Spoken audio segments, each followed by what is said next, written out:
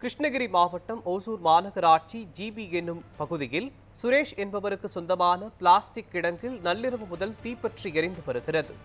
தீயணைப்புத் துறையினர் தீயை கட்டுப்படுத்தும் முயற்சியில் ஈடுபட்டனர்.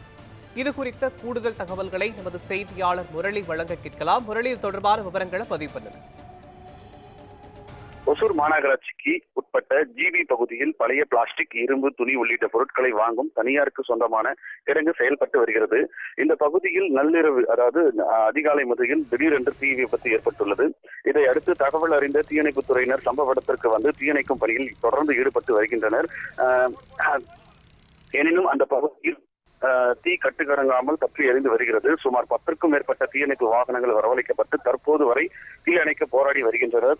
அதிகாலையில் தீ விபத்து காரணமாக அந்த பகுதியில் சுற்றியுள்ள ஏராளமான குடியிருப்பு பகுதியில் இருந்து பொதுமக்கள் உடனடியாக வெளியேற்றப்பட்டனர். ஏன்னா இந்த பகுதி முழுவதும் புகை மண்டலமாக காட்சியளிக்கிறது. குறிப்பாக சம்பங்கி மற்றும் சுரேஷ் ஆகிய இருவருக்கும் சொந்தமான இந்த குடன் 3 குடன் இங்கு செயல்பட்டு வருகிறது. இதில் இந்த பழைய பிளாஸ்டிக் பொருள் மற்றும் இரும்பு பல லட்சம் ரூபாய் இருக்கும் என அந்த உரிமையாளர் தெரிவித்திருக்கிறார். ஏராளமான பிளாஸ்டிக் பொருட்கள் அங்கு உள்ள காரணத்தால் தீயை கட்டுக்கடங்காமல் கொழுந்து விட்டு எரிந்து வருகிறது. இதனால் அந்த பகுதியில் பரபரப்பும் ஏற்பட்டிருக்கிறது.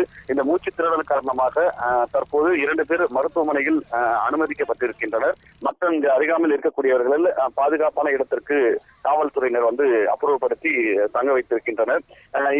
இந்த தீ விபத்து எப்படி ஏற்பட்டது என அட்கோ போலீசார் தொடர்ந்து விசாரணை மேற்கொண்டு வருகின்றனர். இது தீ அதிக அளவில், அதாவது தொடர்ந்து பல மணி நேரம் எரிந்து வருவதால் ஒசூர், பர்கூர், ராயக்கோட்டை, தென்கனிக்கோட்டை, கிருஷ்ணகிரி உள்ளிட்ட பகுதிகளில் இருந்து தீயணைப்பு வாகனம் வரவழைக்கப்பட்டு 50க்கும் மேற்பட்ட தீயணைப்பு துறையினர் இந்த தீயணைக்கும் பணியில் ஈடுபட்டு வந்துட்டு இருக்கின்றனர். மோகன், விவரங்களுக்கு நன்றி முரளி.